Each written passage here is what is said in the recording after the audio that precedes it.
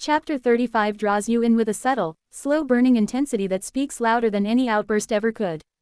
It doesn't rely on dramatics. Instead, it masterfully builds emotional weight through stillness, restraint, and everything left unsaid. There's a quiet, suffocating tension threaded through every moment, and it pulls tighter with every line. You're not just reading about these characters, you're holding your breath alongside them, caught in the same emotional current they can't seem to escape. In this chapter, relationships are tested in ways that feel heartbreakingly realistic. Words are chosen carefully, but it's often the pauses, the hesitations, the looks exchanged in silence that carry the real weight. Every moment feels heavy with unspoken truths and buried feelings.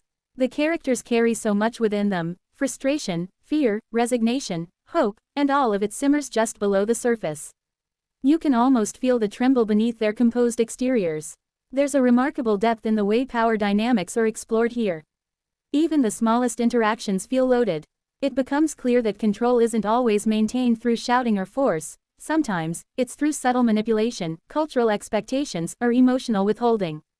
And the ones who suffer most aren't always the loudest about their pain. Often, they're the ones who keep showing up, day after day, without recognition, without relief. What stands out most is how the chapter portrays the resilience of those who endure quietly. It's not dramatic, and it's not glamorous. But it's real. The strength it takes to survive emotionally oppressive situations, to smile through disappointment, to stay composed when you want to scream, is immense.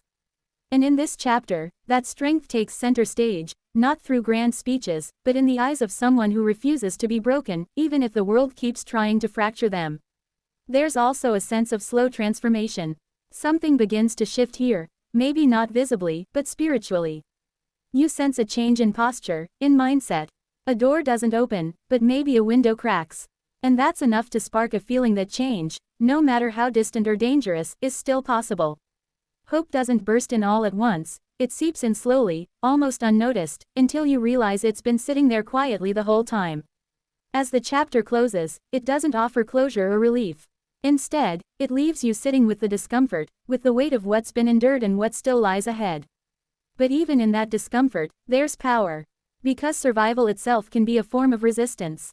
And sometimes, simply staying human in a world that tries to dehumanize you is the most radical thing you can do. Chapter 35 doesn't scream for attention. It demands you listen closely, pay attention to the quiet, and understand that not all battles are loud. Some are fought in silence, and won.